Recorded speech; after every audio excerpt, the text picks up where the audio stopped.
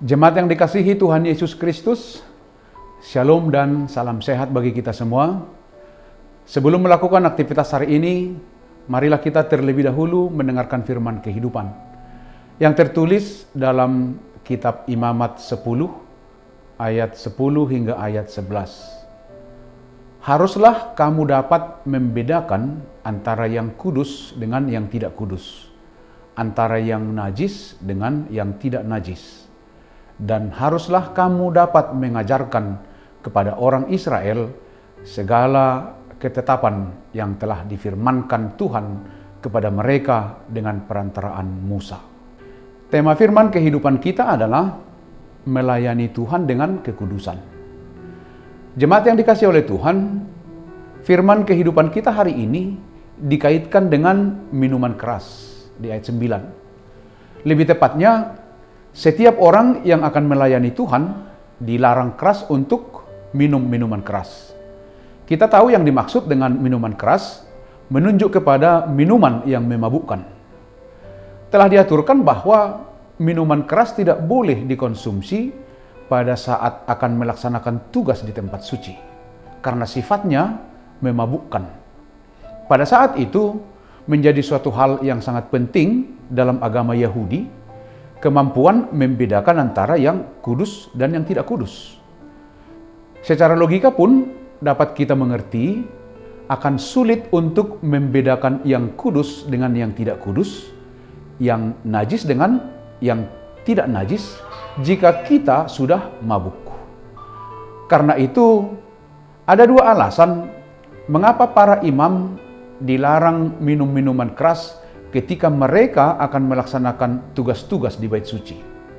Pertama, supaya tugas-tugas mereka terlaksana dengan tepat, benar, dan bertanggung jawab. Tidak dirusak oleh karena mabuk. Pada saat mempersembahkan korban, imamlah yang memegang persembahan kudus. Bagaimanakah orang mabuk memegang persembahan kudus? Apabila imam sedang mengajar, maka mereka harus tetap bijaksana untuk memakai kata secara baik dan jelas, supaya para pendengar dapat mengerti yang disampaikan oleh para imam itu. Kedua tugas ini akan menjadi rusak jika imam dalam keadaan mabuk. Yang kedua, menjauhkan ibadah dari kebiasaan keagamaan orang-orang asing, seperti orang-orang Babel, yang memakai banyak minuman keras dalam upacara-upacara mereka untuk mengalami ekstasi. Mengalami ekstasi yang dimaksud adalah dapat mengalami kegembiraan yang meluap-luap karena sudah mabuk atau fly. Katanya orang-orang Kanani juga minum minuman keras dalam ibadah mereka. Jadi umat Tuhan tidak boleh mengikuti kebiasaan keagamaan Babel dan Kanani. Ini menjadi sebuah aturan yang harus dipatuhi. Jika para imam mabuk saat melayani di bait suci, maka mereka tidak lagi menghormati Tuhan sebagai yang kudus. Dan mereka sudah membawa sesuatu yang najis ke dalam tempat yang kudus. Dan tindakan seperti ini akan sangat menyesatkan kaum awam. Seorang imam tidak hanya harus melayani ritual persembahan korban, tetapi juga harus mengajarkan kebenaran firman Tuhan dengan akhlak yang baik dan benar. Apa yang bisa kita pelajari dari firman kehidupan kita hari ini?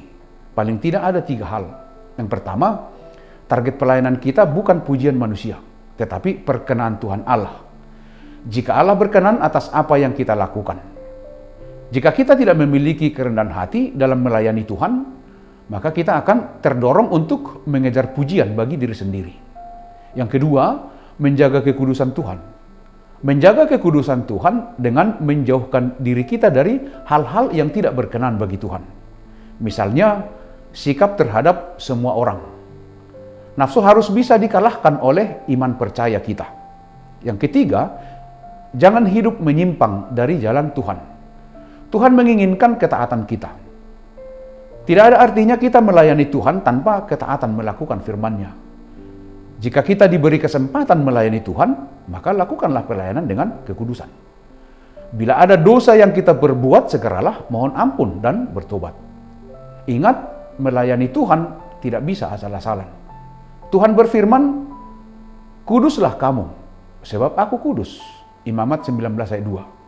Jadi bagi semua pelayan Tuhan, Mari kita hidup dalam kekudusan dan memberikan segala pujian bagi Tuhan. Demikianlah firman kehidupan kita hari ini. Selamat beraktivitas, tetaplah semangat. Tuhan Yesus memberkati kita semua. Amin. Mari kita berdoa. Puji syukur terima kasih Tuhan atas berkat anugerah kebaikan Tuhan yang senantiasa menyertai dan memberkati kami. Terima kasih untuk firman kehidupan hari ini.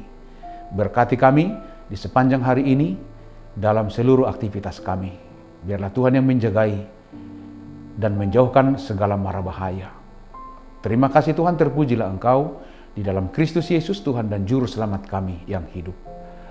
Amin. Anugerah dari Tuhan Yesus Kristus, kasih setia Allah Bapa, dan persekutuan dengan Roh Kudus menyertai kamu sekalian. Amin.